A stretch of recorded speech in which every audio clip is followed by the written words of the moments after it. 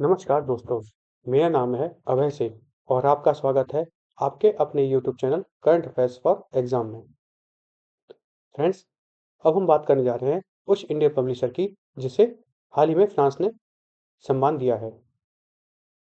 दोस्तों, इंडिया के पब्लिशिंग और लिटरेरी वर्ल्ड के लिए एक हिस्टोरिक मोमेंट तब आया जब रवि डी के, पब्लिशर और मैनेजिंग डायरेक्टर डीसी बुक्स के और केरला लिटरेचर फेस्टिवल के फाउंडर को फ्रांस द्वारा टॉप कल्चर ऑनर से नवाजा गया।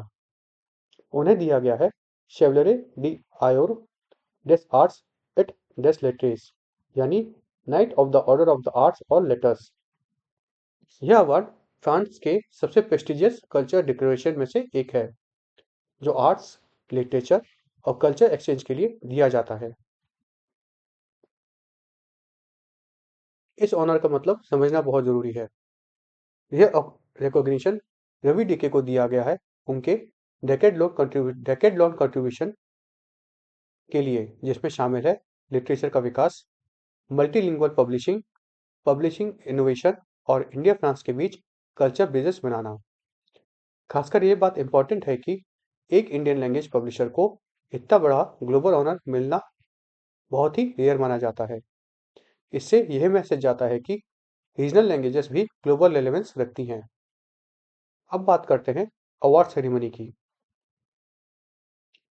इस ऑनर का इंसिग्निया पर्सनली कन्फर किया गया है his highness mister Thierry Mathou, French ambassador to India के द्वारा।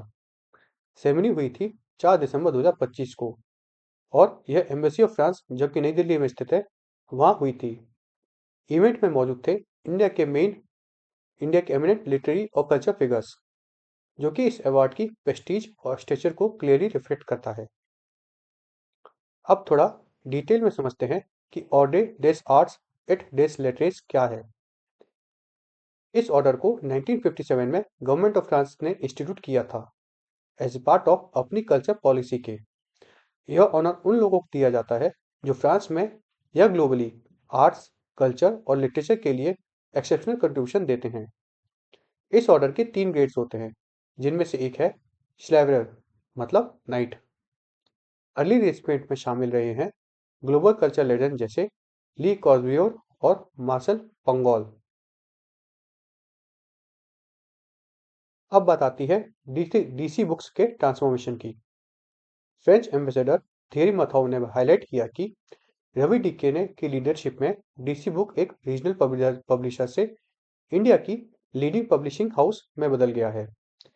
केरला बेस्ड डीसी बुक आज मलयालम पब्लिशिंग का फ्लैगशिप इंस्टीट्यूशन माना जाता है, जिसका फोकस सिर्फ वर्ल्ड लिटरेचर पर नहीं। इस अचीवमेंट का बहुत स्ट्रॉन्ग पिलर है फ्रेंच लिटरेचर का प्रमोशन। डीसी बुक ने मलयालम रीडर्स के लिए कई फ्रेंच ऑथर्स के वर्क को ट्रांसलेट और पब्लिश किया है। इस लिस्ट में शामिल हैं Annie Ernaux, Louis Ferdinand Celine, Jean Paul Sartre, Emmanuel Carrere, David Diop, Johan और मार्से कोंडे। इसका इम्पैक्ट ये रहा कि रीजनल लैंग्वेज रीडर्स को ग्लोबल आइडियाज, फिलोसफीज और नरेटिव्स तक एक्सेस मिला है। साथ ही इंडिया फ्रांस लिटरेरी टाइज और गहरे हुए हैं। अब बात करते हैं कल्चर डिप्लोमेसी और लिटरेरी एक्सचेंज की। डीसी बुक्स चलता है वागामॉन राइटरी रेसिडेंस केरला में। यह रेसिडेंस प्रोग्राम फ्रेंच एम्बेसी के विला स्वागतम प्रोग्राम के हिस्सा है और शुरू हुआ है इससे एसोसिएट रहने के लिए।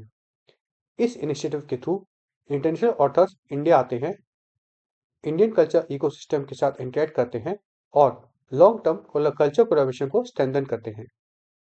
अब रवि डीके के पर्सनल विजन और ब्रॉडर कंट्रीब्यूशन पर नजर डालते हैं।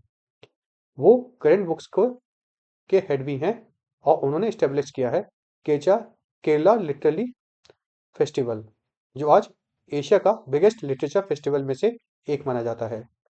जनवरी 2025 के केएलएफ में फ्रांस गेस्ट नेशन था, जो इंडिया फ्रांस कल्चर बॉन्डिंग का स्ट्रॉन्ग सिंबल है। अवार्ड एक्सेप्ट करते हुए रवि डिके ने एक बहुत ही पावरफुल बात कही। उन्होंने कहा कि लिटरेचर सिर्फ बुक्स का कलेक्शन नहीं होता, यह वैल्यूज शेप करता है, एम्पैथी डेवलप करता है, इमेजिनेशन एक्सपेंड करता है और जनरेशन और बॉर्डर्स के पार शेयर्ड कल्चर अंडरस्टैंडिंग को बिल्ड करता है। रवि टीके को मिला यह फ्रेंच ऑनर सिर्फ एक इंडिविजुअल रिकॉग्निशन नहीं है, बल्कि इंडियन रीजनल लैंग्वेजेस पब्लिशिंग की ग्लोबल वैलिडेशन है। यह एलिमेंट क्लियरली दिखाता है कि कल्चर और लिटरेचर डिप्लोमेसी का सॉफ्ट पावर टूल हैं और इंडिया इस फील्ड में ग्लोबल स्टेज पर एक स्ट्रॉन्ग वॉइस बन सकता है और बन ही चुका है। फ्रेंड्स, आपका सेशन यहीं समाप्त होता है। आपको हमारा सेशन कैसा लगा कमेंट करके बताइएगा तथा लाइक एवं सब्सक्राइब अवश्य कीजिएगा। जय हिंद, जय भारत।